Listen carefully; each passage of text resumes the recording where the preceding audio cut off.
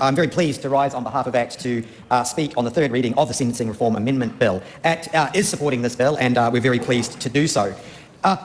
During the election campaign, ACT went up and down the country, like many members in this House campaigning, and we heard from New Zealanders about their concerns around law and order. We know that in the last 5 years, gangs have recruited a huge number of people into their midst, up more than 3,000 people.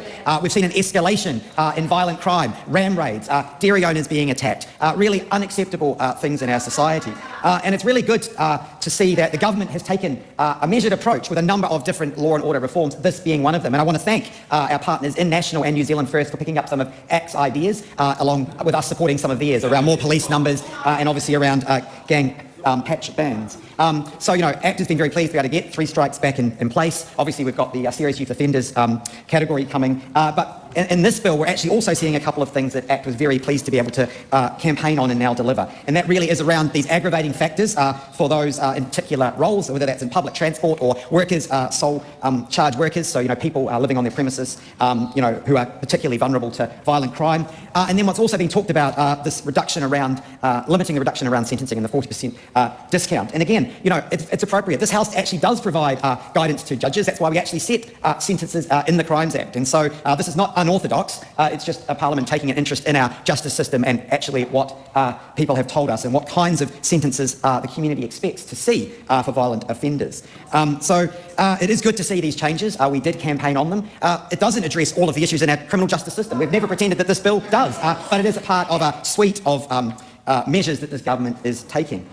So I'm looking forward to having this law in place, actually seeing it flow through to consequences for offences and actually making our community safer, which is what ACT is here for, making sure victims are actually put first and that there are consequences for serious crimes in our community. So ACT commends this bill to the House. Well, it feels very ACT-like, that particular speech. ACT makes this so easy to rip on them.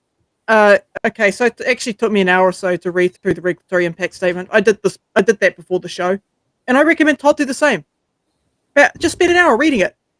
Personally, I don't trust ACT to have any good positions on law and order, especially for youth, considering Tim Yago.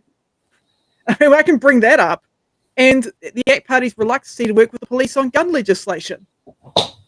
Yeah, I don't trust them with law and order.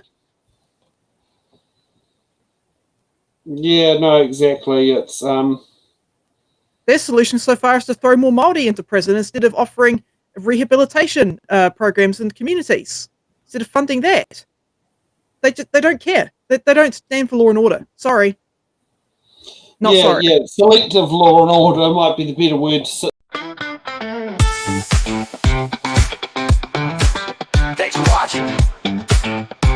Make sure you're subscribed to our Facebook, YouTube, Twitch, Instagram, TikTok, News Guide, The Order Paper Podcast. YouTube, Twitch, Instagram, TikTok, News Guide, The Order Paper Podcast.